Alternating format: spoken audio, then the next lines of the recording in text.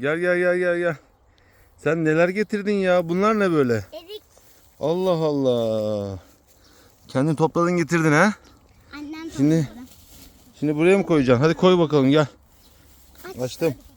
Getir. Aa. Bak bak sen marifetli kıza bak ya.